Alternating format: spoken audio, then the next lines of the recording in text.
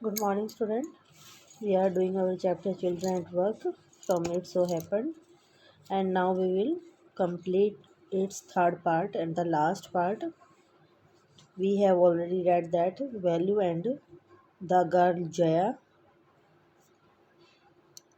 have taken their food from a garbage bin, and it was very surprising for Velu because he had not seen such type of the scene before in his life. But it was only the circumstances due to which he had to do all these things. Now he was following the Jaya, and in the third part we will see that there is a row of huts near some dirty puddles. Puddles होते हैं जहाँ पानी इकट्ठा हो जाता है, कुछ गंदा पानी जहाँ इकट्ठा हुआ था उसके आसपास झोपड़ियाँ थी. Outside one of the huts Jaya dumps her sack. एक झोपड़ी के बाहर जया ने अपनी बोरी को रख दिया, फेंक दिया. Grateful to his friend Velu thinks of the days ahead. अपने दोस्त के ग्रेटफुल था वो, इसीलिए जो वैल्यू था वो आगे के दिनों के बारे में सोच रहा था. दैट मीन्स कि जो वैल्यू था वो पूरी तरह से जया पे डिपेंडेंट था. Jaya and Velu walked along the roads for half an hour. आधे घंटे तक जय और वैल्यू सड़क पर चलते रहे. Until they came to a bridge across a dirt trickle of water. कि जब तक वो एक पुल के पास नहीं आ गए जहाँ पर गंदा पानी जो था वो धीरे धीरे टप टप करके गिर रहा था. यानी कि वहाँ पर गंदा पानी जो था वो इकट्ठा हुआ हुआ था और वो उस पुल के नीचे गिर रहा था. We are in Triplicane now. अब हम ट्रिप्लिकेन में हैं. ट्रिप्लिकेन जो है नेम ऑफ द प्लेस, उस जगह का नाम है. See that is Bankim canal set Jaya. Jaya ने कहा देखो वो बंकिम कैनाल है. ये जो जया है वो ह्यूमरस नेचर की लड़की है. बंकिम जो कैनाल है वो बहुत एक फेमस जो कैनाल है वो है, बहुत साफ़ सुथरी है, लेकिन वो तो बहुत गंदगी के पास खड़े थे तो इसीलिए वो जानबूझकर टॉन्टिंग वे में कहती है कि ये यहाँ की बंकिम कैनाल है. वेलू स्टेयर्ड. वेलू ने उसे घूर कर देखा. This was a canal. ये नहर है. Near some puddles of water was a row of the strangest huts he had ever seen. वहाँ उस पानी के पास, यानी कि जो पानी गंदा पानी इकट्ठा हुआ था, वहाँ अजीब सी झोपड़ियाँ बनी हुई थी जो उसने ऐसी झोपड़ी पहले कभी नहीं देखी थी. They were built out of all sorts of things, metal sheets, tyres, bricks, wood and plastic. वो लगभग हर प्रकार की चीज़ से बनी हुई थी, चाहे उसमें मेटल की शीट थी, टायर्स थे, ब्रिक्स थे, वुड थे या प्लास्टिक थे. यानी कि इन सब चीज़ों से मिलाकर वो झोपड़ियाँ जो हैं वो बनाई गई थी. They stood क्रोकडेडली. क्रोकडेडली होता है कि जो सीधी नहीं खड़ी थी, यानी कि वो सीधी नहीं खड़ी थी, टेढ़ी मेढ़ी थी. And looked as if they would fall and movement. और ऐसा लग रहा था जैसे वो झोपड़ियाँ किसी भी वक्त गिर जाएंगी. That means the circumstance was very poor and the value was very shocked to see all these type of the things around him. Is this where you live? These houses are strange, said Velu. In our village, the houses are made of mud and palm leaves. वेलू ने कहा कि क्या तुम यहाँ रहती हो? ये घर तो बहुत अजीब है, क्योंकि वेलू ने अपने गांव में जो घर देखे थे वो मिट्टी के और पाम के पत्तों के बने हुए थे.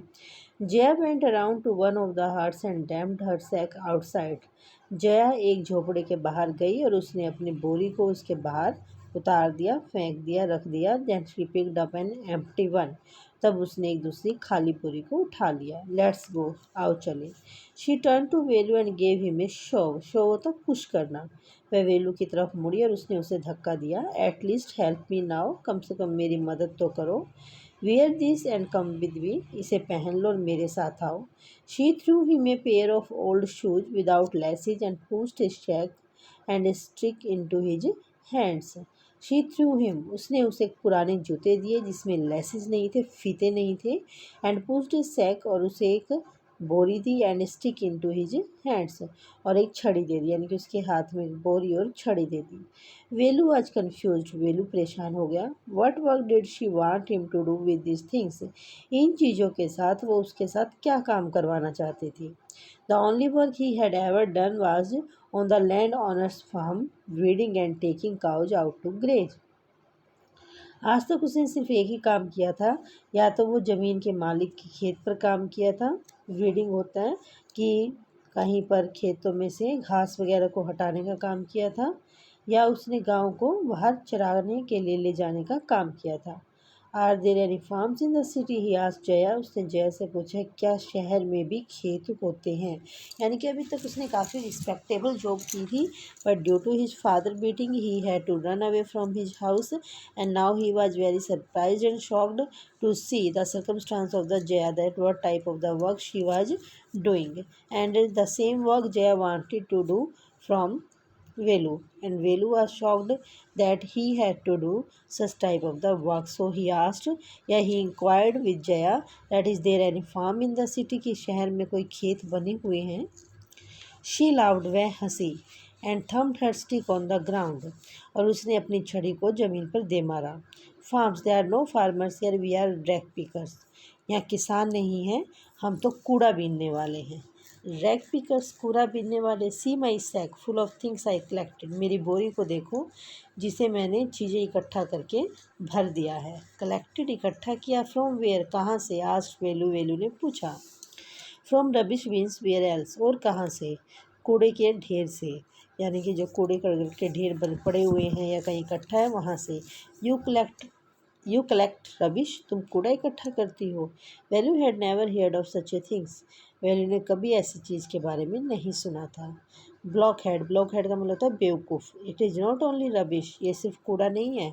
Only paper, plastic, glass, such things, ये सिर्फ पेपर, प्लास्टिक, ग्लास और ऐसी चीज़ें नहीं हैं। We sell it to the Jam Bazaar Jaggu, हम इसे बाज़ार में जग्गू के पास भेज देंगे, यानी कि जो कबाड़ी है जग्गू उसके पास बेच देंगे। वेलू आज पजल्ड, वेलू परेशान हो गया।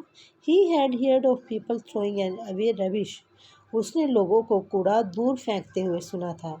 But why would any one want two by rubbish, लेकिन कोई भी कूड़े को क्यों खरीदना चाहता था। हुई जैम बाजार जग्गू, जो कबाड़ी बाजार में जग्गू है वो कौन है। Why is he buying all this, वह इन सब चीज़ों को क्यों खरीद रहा है। You think he buys it for show, तुम्हें क्या लगता है कि वो दिखावे के लिए खरीद रहा है।